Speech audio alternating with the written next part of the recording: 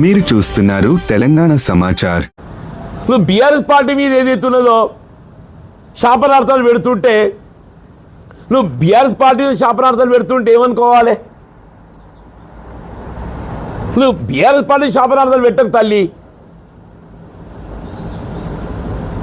రాష్ట్రంలో అధికారంలో ఉన్నది రేవంత్ రెడ్డి గారు. ఈ రాష్ట్రానికి ఏదైతుందో ఆయన నిజంగా మంచి చేస్తే సంతోషపడదుమే. నిజంగా మంచి చేస్తామని మంచి చేస్తూ ఒక రెండు చెప్తారు. మహాలక్ష్మి పాపం ఆర్టీసీ కార్మికులు అయితే శంకర్ గౌడ్ బలైపోయిండే. ఆ నిధులు సక్రమంగా ఇచ్చి ఉండున్నట్టయితే ఆర్టీసీ కార్మికులు ఉద్యమించేది కాదు, శంకర్ గౌడ్ బలయ్యేది కాదు. ఉచిత విద్యుత్ ఆర్టీ దాంట్లో ఎక్కిండ్రు. ఇక నేను ఉన్నదేందే, ఇక నేను ఉన్నదేంది అంటున్నా. ఫీజు రియంబర్స్మెంట్ 10,000 కోట్లు కోర్టు మొట్టిగా లేచింది ఫీజు రియంబర్స్మెంట్ సంబంధించి. వీళ్ళు బలహీన వర్గాల 40% రిజర్వేషన్ అట్టేపోయింది. అది ఏంది నామినేషన్కి వచ్చింది. ఇప్పుడు కేవలం సింగిల్ విండో నామినేషన్ చెప్పి నిన్న క్యాబినెట్ నిర్ణయం అయిందంట, ఏదో చర్చ అయిందంట. మరి స్థానిక సంస్థలు కూడా నామినేట్ చేస్తా అంటాడు. ఇది కూడా తెలియదు కథ, తెలియదు ఎవరికైనా. నువ్వు నిన్నటి దాకా ఏం నడిచింది? సింగిల్ విండో నామినేషన్ అని చెప్పి చర్చ అయిందా? ఇంకా దాన్ని ఏమైనా కానూన్ దొరుకుతో చూస్తారు. స్థానిక సంస్థలు కూడా ఎన్నికలు పోకుండా నామినేట్ చేయవచ్చా? అట్లుంది పరిస్థితి అని చెప్పి అంటున్నా. దాన్ని అడ్డుకునే ప్రయత్నం చేద్దామమ్మా అంటున్నా నేను. కేసీఆర్ గారి ఉద్యమ స్ఫూర్తితోనే ఇవాళ మీరు నాయకురాలిగా ఎదిగొచ్చిండ్రు. కేసీఆర్ గారి ఉద్యమ స్ఫూర్తితో ఏదైతుందో మీరు నాయకురాలిగా ఎదిగొచ్చిండ్రు. మరి ఈ స్థాయి వచ్చిందంటే అది కేవలం కేసీఆర్ గారి యొక్క ఉద్యమ స్ఫూర్తి అంటున్నాను. దాన్ని కేసీఆర్ గారు మరింత గొప్ప నాయకుడు నిలబెట్టే విధంగా ప్రయత్నం చేద్దాం. కేసీఆర్ గారు మరింత గొప్ప నాయకుడు నిలబెట్టే ప్రయత్నం చేద్దామని చెప్పంటున్నాను.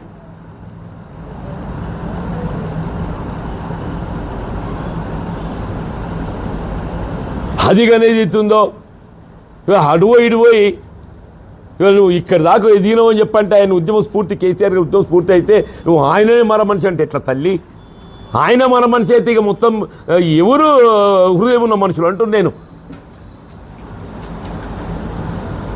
దయచేసి అటువంటి మాట నీ నోటి నుండి వెలువడిస్తుంది కాదు. దాన్ని ఉపసంహరించుకోండి. ఇప్పటికీ కవిత గారి నోట్ అంటే ఏదైతుందో ఆమె పార్టీ పెడుతున్న సందర్భంగా ఆమె ఇంకే సలహాలు సూచనలు చేసినా మేము దాని మీద పెద్ద స్పందించాల్సినటువంటి ఒక ఆవశ్యకత ఉంటుందని చెప్పి భావించే వాళ్ళం కాదు. కానీ అంత పెద్ద ఆయన పట్టుకొని ఏదైతుందో తెలంగాణ ఉద్యమ నాయకుడు, తెలంగాణ రాష్ట్ర ఏర్పాటు స్ఫూర్తి దాత, 2 పర్యాలు రాష్ట్రాన్ని ఏదైతుందో దేశంలోనే కాదు అంతర్జాతీయ స్థాయిలో నిలబెట్టినటువంటి ఒక గొప్ప నాయకుడిని పట్టుకొని ఇలా మరమనిషిగా పేర్కొనడం అంటే నిజం కూడా దాన్ని మరి జీర్ణించుకోలేకపోయి మీరు కవిత గారు మీరు ఆయన స్ఫూర్తిలో మీరు ముందుకు వచ్చిన నాయకురాలు కాబట్టి let might have slip the tongue or లేకపోతే నిజంగా ఉద్దేశపూర్వకంగా అన్నారు చెప్పలేము. అది కూడా మీరు ఎట్లనో తెలియదు. కానీ ఏదైతుందో దాన్ని ఉపసంహరించుకుంటే మీ గౌరవం ఉంటుంది. దాన్ని మరమనిషి అనే ఒక పదాన్ని ఉపసంహరించుకుంటే మీ గౌరవం ఉంటుంది. ఇవాళ ప్రజాస్వామ్యంగా మీరు పార్టీ పెట్టుకుండ్రు. We wish that you should become success. మంచిదే కదమ్మా. మీరు కూడా ఒక రాజకీయ పార్టీ నాయకురాలిగా ఒక రాజకీయ పార్టీ స్థాపించిండ్రు. మీరు కూడా సక్సెస్ కావాలని కోరుకు తప్పింది దాంట్లో.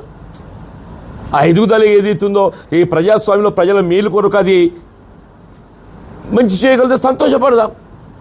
ఎవరమైనా అంతే కదా, ప్రజల మేలు కొరకు ఏదైతే పనిచేస్తే సంతోషపడదామని చెప్పండి. మీ స్థాయిలో మీకున్నటువంటి ఆలోచన మేరకు, పరిజ్ఞానం మేరకు మీరు కూడా మంచి చేసే ప్రయత్నం చేయండి. అంతేగాని ఏదైతుందో ఇటువంటి ఆ పెద్ద ఆయన గురించి పదం వాడటం ఏదైతుందో సరైనది కాదు. దయచేసి ఉపసంహరించుకోండి అని చెప్పని నేను విజ్ఞప్తి చేస్తాను.